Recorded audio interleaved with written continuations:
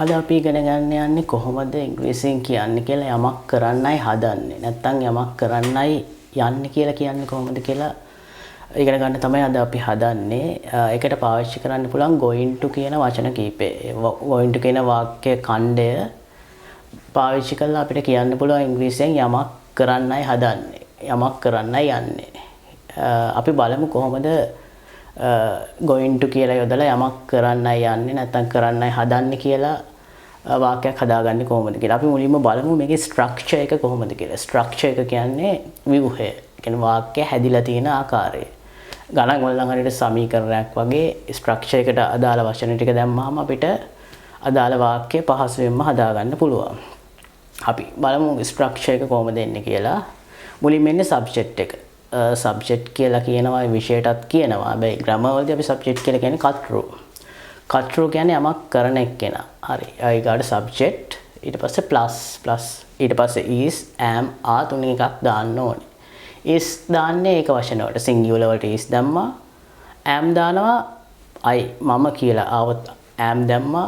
are කියන එක දානවා බහුවචන ප්ලූරල් වලට. ඊට subject plus is am are තුනෙන් එකක්. ඊට පස්සේ ප්ලස් ඊට පස්සේ going to කියන එක දාන්න ඕනේ. going to ඊට පස්සේ දාන්න ඕනේ අපි ක්‍රියාපදේ. ක්‍රියාපදේ මතක තියාගන්න ඕනේ දෙයක් තමයි මෙතෙන්දී. ක්‍රියාපදේ අපි දාන්න ඕනේ ඉන්ෆිනිටිව් එක නැත්නම් බේස් ෆෝම් එක. ඉන්ෆිනිටිව් එක නැත්නම් බේස් ෆෝම් එක කියන්නේ උදාහරණයක් විදිහට අපි go went gone කිව්වොත් යනවා කියන අපි go කියනවා go went gone කියලා කිව්වොත් go කියන එක තමයි ඉන්ෆිනිටිව් එක නැත්නම් බේස් ෆෝම් එක කියලා කියන්නේ. කියන්නේ ආකාර තුනෙන් පළවෙනි ආකාරය. write wrote written කිව්වොත් right කියන එක තමයි ඉන්ෆිනිටිව් එක නැත්නම් බේස් ෆෝම් එක කියලා කියන්නේ. අනිවාර්යයෙන්ම going to වලට පස්සේ දාන්න ඕනේ යම් ක්‍රියාපදයක බේස් ෆෝම් එක නැත්නම් ඉන්ෆිනිටිව් කියලාත් කියනවා. හරි.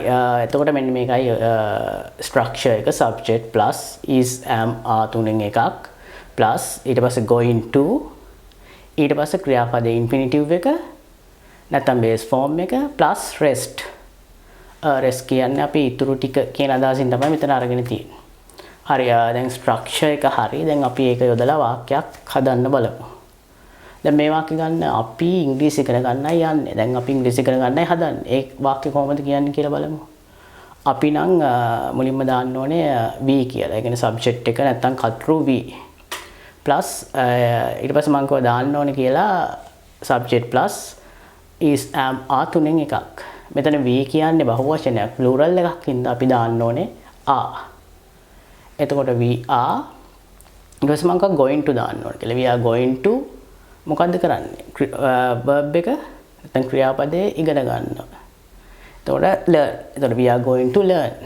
අපි ඉගෙන ගන්න ඉංග්‍රීසි ඉගෙන ගන්නයි හදන්නේ. we are going to learn English. හරි. අපි බලමු මේ වාක්‍ය කොහොමද කියන්නේ කියලා. ඇය කවියක් ලියන්නයි හදන්නේ. නැත්නම් ඇය දැන් කවියක් ලියන්නයි යන්නේ. එතකොට she is going to write a poem. අපි ස්ට්‍රක්චර් එකට අනුව හරිනේ she ඒක වචනින්ද is දැම්මා. ඊට පස්සේ going to දැම්මා. she is going to ඊට පස්සේ ක්‍රියාපදයේ බේස් ෆෝම් එක write. එතකොට she is going to write a poem. හරි. අපි තව එක්සැම්පල් එකක් අරගෙන බලමු.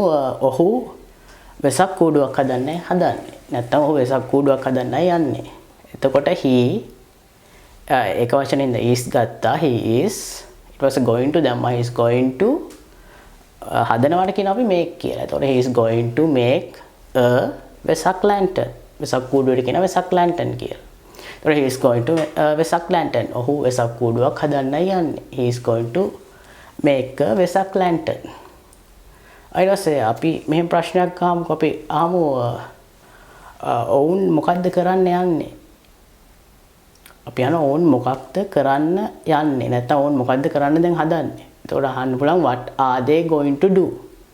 what are they going to do?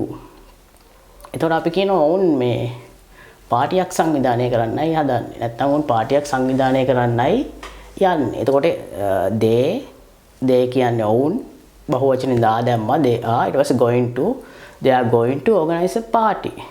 what are they going to do? they are going to organize a party. ඒ විදිහට අපිට සරලව වාක්‍ය හදාගන්න පුළුවන්. ඊට පස්සේ මම අවසාන වාක්‍ය විදිහට අපි මේක බලමු. මේ වාක්‍ය දැන් අපි විනාඩි 4ක් 5ක් වගේ කාලයක් ඇතුළත ඉගෙන ගත්තා going to කියන එක කොහොමද පාවිච්චි කරලා යමක් කරන්නයි යන්නේ නැත්නම් යමක් කරන්නයි ඉන්නේ කියලා කියන්නේ කොහොමද කියලා අපි විනාඩි 4ක 5ක වගේ කාලයක් ඇතුළත ඉගෙන ගත්තා. අපේ අවසාන එක්සැම්පල් එක විදිහට අන්තිම උදාහරණ විදිහට මෙන්න මේ වාක්‍ය බලමු. මම පන්තිය අවසන් කරන්නයි හදන්නේ. නැත්නම් දැන් මම පන්තිය අවසන් කරන්නයි යන්නේ. ඒ වාක්‍ය කියන්නේ කොහොමද කියලා බලමු. මම නම් I ඊට පස්සේ මම කිව්වා I එක්කනේ I am ඊට පස්සේ going to දාන්න. I am going to මෙතෙන්දී ක්‍රියාපද විදිහට අවසන් කරනකොට end කියලා කියනවට වඩා ලස්සනයි. මෙතන wind up කියලා වචනයක් තියෙනවා අවසන් කරනවට. ක්ලාස් එකක් එහෙම නැත්නම් මීටින් එකක් වගේ අවසන් කරනවා අපිට wind up කියලා කියන්න පුළුවන්. එතකොට I am going to wind up the class. I am going to wind up the class. මම පන්තිය අවසන් කරන්නයි හදන්නේ. I am going to wind up the class.